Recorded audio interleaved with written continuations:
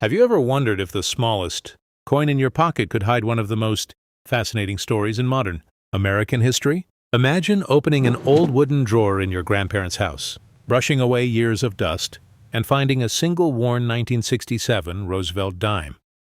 At first glance, it looks ordinary. Millions of people have carried one just like it. It has no silver shine, no colorful toning, and no famous mint mark. Most people would spend it without a second thought.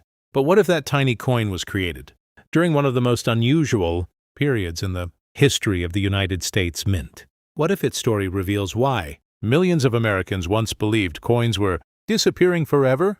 To understand the 1967 Roosevelt dime, we have to travel back to the mid-1960s. America was facing an unexpected problem.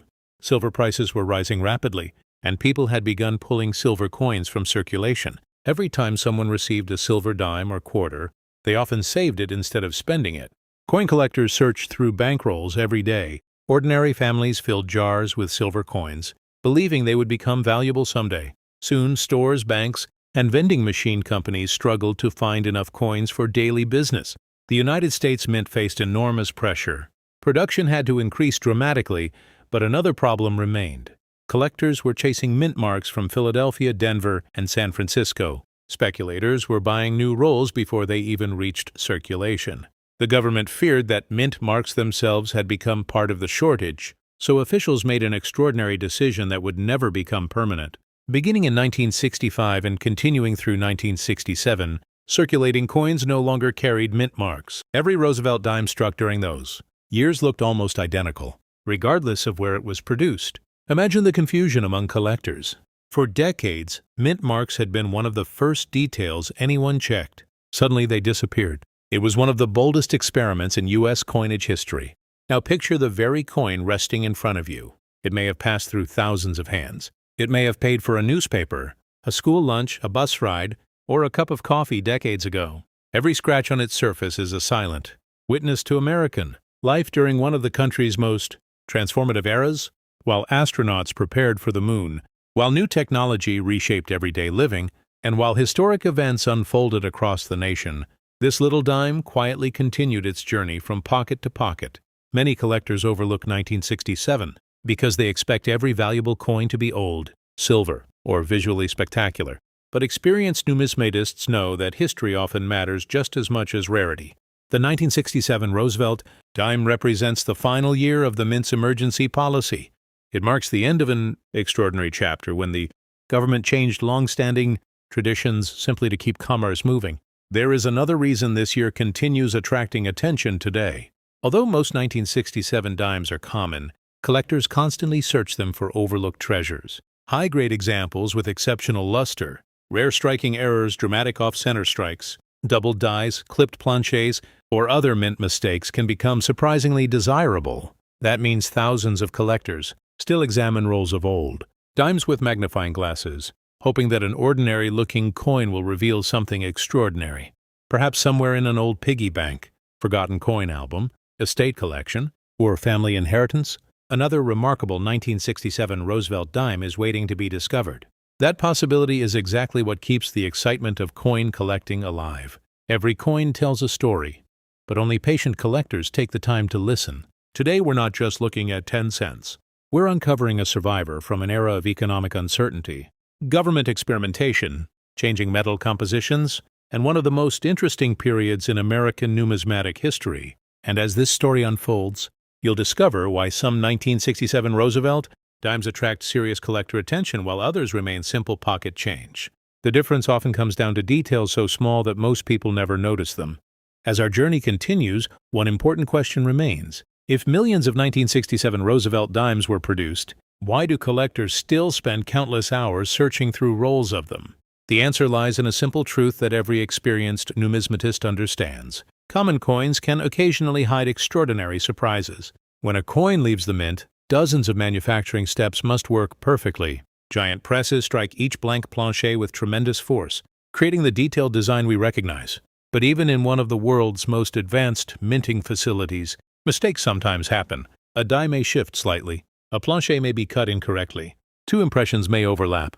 A blank may enter the press off-center. Most of these errors are caught before entering circulation, but every now and then, one escapes into the hands of the public. Imagine receiving change at a grocery store in 1968. You glance at the dime for only a second before dropping it into your pocket. Unknown to you, that tiny coin carries an unusual, mint error that collectors decades later would eagerly search for. It travels from one owner to another for years, never revealing its secret. Stories like this are not fantasy. They are one of the reasons coin collecting remains so exciting. Another factor that influences value is condition. Two coins struck on the same day can have completely different futures. One may spend 50 years moving through cash registers, vending machines, and pockets, gradually losing every sharp detail. Another might be placed into a bankroll and forgotten inside a vault or family, safe for decades. When discovered years later, it may still display nearly perfect luster, crisp details, and strong eye appeal. That single difference can dramatically affect collector demand. Professional grading services carefully examine coins under magnification, evaluating strike quality, surface preservation, luster, contact marks, and overall eye appeal. Higher grades become increasingly difficult to find because every year of circulation leaves another tiny mark. This is why truly exceptional. Examples of otherwise common dates often become the centerpieces of advanced collections. The 1967 Roosevelt Dime also reminds us that value is not always measured in dollars alone. Sometimes a coin becomes priceless because of the memories attached to it. Perhaps it belonged to a grandfather who served his community for decades. Perhaps it was saved by a child beginning a lifelong coin collection. Perhaps it was the very first coin someone discovered while metal detecting in an old park. Those stories cannot be measured by any price guide.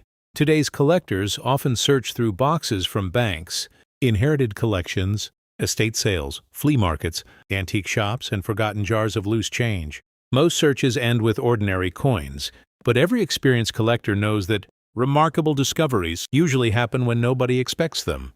Patience is often the greatest tool a collector owns. So if you ever come across a 1967 Roosevelt dime, don't dismiss it simply because it lacks silver or a mint mark. Instead, examine it carefully under good lighting. Look for unusually sharp details, strong original luster, off-center strikes, doubled lettering, clipped planchets, die cracks, or other unusual characteristics. Sometimes the smallest differences create the biggest excitement. The true beauty of coin collecting is not simply chasing expensive coins. It is learning the history behind every design, understanding why governments changed their coinage, appreciating the craftsmanship of the mint, and realizing that even an ordinary 10-cent coin can become a doorway into America's past. Perhaps the next remarkable discovery isn't hiding inside a museum or a millionaire's collection. Perhaps it's resting quietly inside an old coffee can, a family drawer, a forgotten piggy bank, or even in the loose change sitting on your own table today. The only way to know is to start looking, because history doesn't always announce itself with gold or silver. Sometimes, history arrives disguised as a simple little dime.